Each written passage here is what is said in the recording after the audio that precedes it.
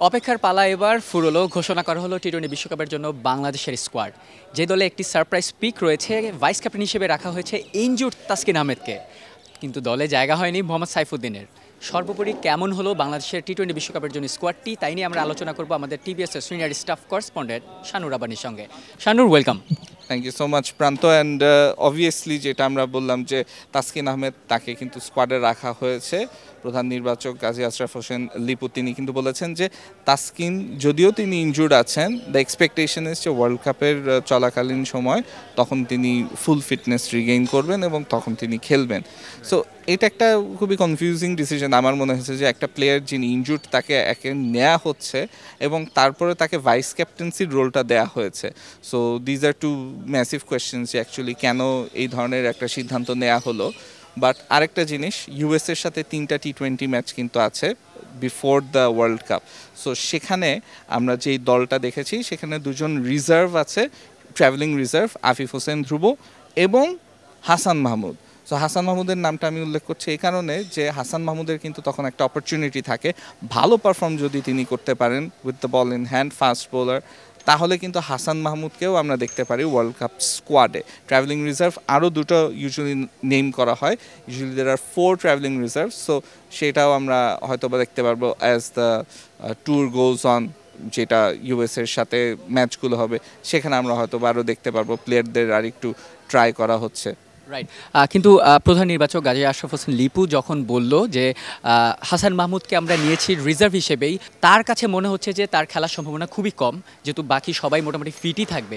So সেই হিসেবে রিজার্ভে হাসান মাহমুদের জায়গায় কি বা মোহাম্মদ সাইফুদ্দিনকে ঢোকানো যেত কিনা? হ্যাঁ, সাইফুদ্দিনের বিষয়টা নিয়ে তিনি কথা বলেছেন এবং একটা বিষয় হচ্ছে যে সাইফুদ্দিন আর হাসান মাহমুদকে আমরা যদি কম্পেয়ার করি কার কি আছে, কার কি অ্যাট্রিবিউটস আছে, সাইফুদ্দিনের ওই ডেথ ওভার স্পেশালিস্ট হিসাবে তাকে নেওয়া হয়েছিল টিমে। অ্যান্ড ডেথ ওভার্সে সে যেই বোলিং করেছে এগেনস্ট জিম্বাবুয়ে, সেটাতে সিলেক্টররা তার ইয়র্কারটাকে যেটা তার মেইন ওয়েপেন বলা হয়, হ্যাজেন্ট বিন ইমপ্রেসড। খুব ডাইরেক্ট এটা বলে দিয়েছে যে যতটুকু ইন্টারন্যাশনাল ক্রিকেটে প্রয়োজন, যেই ধরনের ডেথ ওভার্স বোলিং প্রয়োজন, সেটাতে এগেনস্ট টাফার অপোজিশন তার জন্য হয়তো বা সেটা পসিবল হবে না ভালো করা। হাসান মাহমুদের পেস বেশি আছে সাইফুদ্দিনের থেকে। সো সেখানে হয়তো বা হাসান মাহমুদকে আরেকটু বেশি প্রায়োরিটাইজ করছে সিলেক্টররা।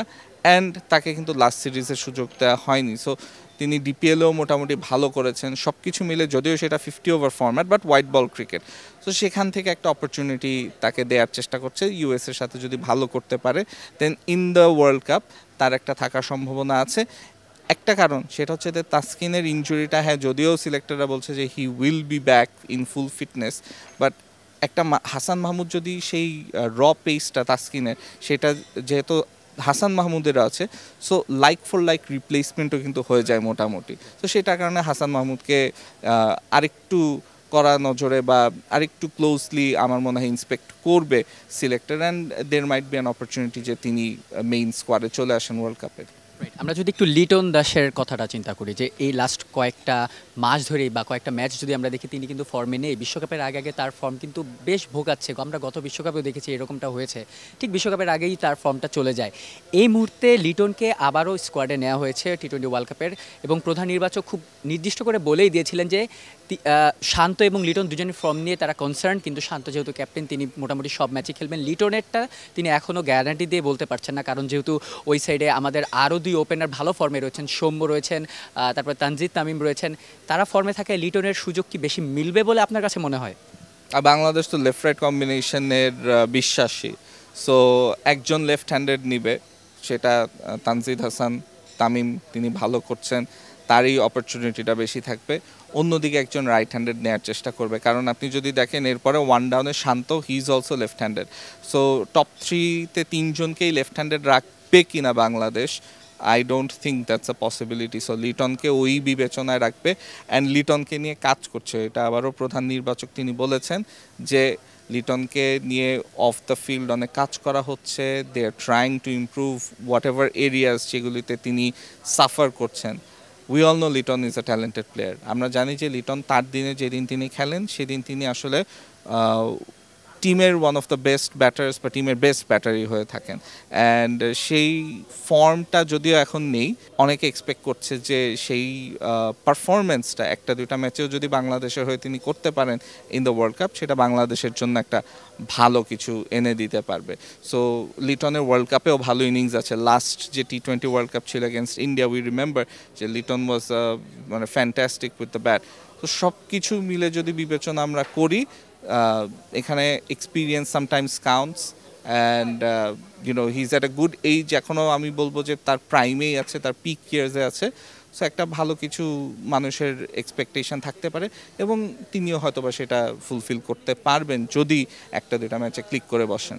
আমরা যদি একটু স্কোয়াডটা দেখে নেই, সেখানে প্রথমেই দেখা যায় যে ক্যাপ্টেন রয়েছে নাজমুল হোসেন শান্ত, ভাইস ক্যাপ্টেন রয়েছেন তাসকিন, এরপর রয়েছে লিটন কুমার দাস, সৌম্য সরকার, তানজিদ হাসান তামিম, সাকিব আল হাসান, তৌহিদ হৃদয়, মাহমুদুল্লাহ রিয়াদ, জাকের আলী অনিক, তানভীর ইসলাম, শেখ মাহাদি হাসান, রিশাদ হোসেন, মুস্তাফিজুর রহমান, শরীফুল ইসলাম, তানজিম হাসান সাকিব এবং রিজার্ভে ট্রাভেলিং রিজার্ভে আছেন আফিফ হোসেন ধ্রুব এবং হাসান মাহমুদ। এই স্কোয়াডটা নিয়ে আপনার সবচেয়ে সারপ্রাইজিং পিক কোনটা, যাকে আপনি এক্সপেক্ট করছিলেন না কিন্তু এই স্কোয়াডে রাখা হয়েছে, এবং সেটা কেন?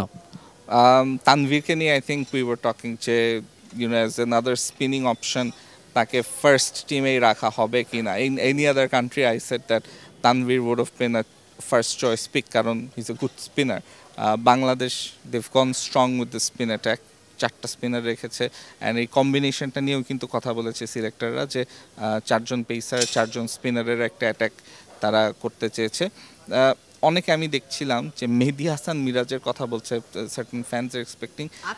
আমরা বেসিক্যালি আজ সকাল অবধি মেহেদী হাসান মিরাজের নামটি আমরা সোশ্যাল মিডিয়াতে দেখেছি, বেশ ছড়িয়ে গিয়েছিল যে স্কোয়াডে হয়তো তিনি চান্স পাবেন, কিন্তু শেষ মুহূর্তে আমরা দেখতে পেলাম যে তিনি স্কোয়াডে নেই।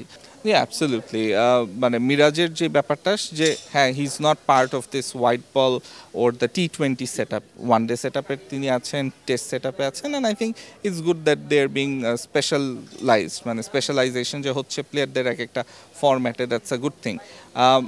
যেই স্কোয়াডটা আছে এটা আমার মনে হয় যে it's a pretty expected squad, মানে এমন কোনো সারপ্রাইজ বা এমন কোনো আনএক্সপেক্টেড কোনো ডিসিশন নেই। তানভীরেরটা আই ডিডন্ট থিঙ্ক যে তিনি হয়তো বা চান্স পাবেন, বাট হি ডিড। মানে আমি ভেবেছিলাম যে ট্রাভেলিং রিজার্ভসে হয়তো বা থাকতে পারবেন। অ্যান্ড আমরা আফিফ হোসেন ধ্রুবকে দেখছি যে ট্রাভেলিং রিজার্ভসে আছে। Now keep in mind last সিরিজে ফার্স্ট দুটা T20-তে, ফার্স্ট তিন T20-তে ইনফ্যাক্ট আফিফ অ্যান্ড পারভেজ হোসেন ইমন তাদেরকে কিন্তু রাখা হয়েছিল, but they didn't get an opportunity to play. Afif will get an opportunity against USA। ইমনকে আমরা দেখছি যে তাকে কিন্তু রাখা হয়নি, so he is not part of the plans. And that was a question of mind যে একটা প্লেয়ারকে নেওয়ার পরে সিলেক্ট করার পরে একটা ম্যাচেও খেলানো হলো না, that's actually a bit unfair. একটা ম্যাচে অন্তত চান্স দেওয়া ছিল। So Afif, I don't know okay কোথায় ইউজ করা হয়, টিম ম্যানেজমেন্টের কী প্ল্যান। অনেক সময় আমরা দেখেছি লোয়ার মিডল অর্ডারে ইউজ করতে তাকে, he prefers to bat higher up at number 3-4। So দেখার বিষয় যে বাংলাদেশে অ্যান্ড স্পেশালি যেহেতু টপ অর্ডার এতগুলো লেফট হ্যান্ডেড ব্যাটার আছে, this is difficult for another left handed batter to get an opportunity there. Still let's see কী করা হয় তাকে নিয়ে। আরেকজনের কথা যদি আমি নাম জানতে চাই আপনার কাছে মনে হয়েছিল এই স্কোয়াডে জায়গা পাওয়ার মতো, কিন্তু আলটিমেটলি এই 15 জনের স্কোয়াডে তিনি জায়গা পাননি, ইভেন ট্রাভেলিং রিজার্ভেও তিনি থাকেননি, এমন কোনো প্লেয়ার কি আপনার কাছে মনে হয় ডিজার্ভিং অ্যাকচুয়ালি? আমরা তো সাইফুদ্দিনের বিষয়ে কথা বললামই, অ্যান্ড মেহেদী হাসান মিরাজের কথাও বললাম। এর বাইরে আসলে there are no other options. Hasan Mahmud would have been a point of discussion. Parvez Hossain Emon, তাকে যেরকম চান্স দেয়াই হয়নি। সো হ্যাঁ, হয়তো বা ইমনের নামটা আমরা বলতে পারি যে লাস্ট সিরিজে সে ছিল স্কোয়াডের সাথে, এই সিরিজে ইউএসের সাথে তিনি ট্রাভেলিং রিজার্ভসেও নেই। হয়তো বা third and fourth travelling reserve হিসাবে আরও দুটো নাম আমরা হয়তো বা দেখতে পারি, অ্যান্ড সেখানে হয়তো বা ইমনের নামটাও আসতে পারে। উই ডোন্ট নো, মানে এখনও লাস্ট মোমেন্ট চেঞ্জেস হয় স্কোয়াডের।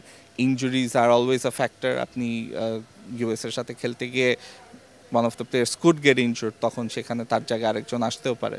রাইট। আমি যদি এই স্কোয়াডটিকে 15 জনের স্কোয়াডটিকে দুজনকে আলাদা রেখেই বলি রেট করতে 10-এর মধ্যে আপনি কত দিবেন এবং কেন?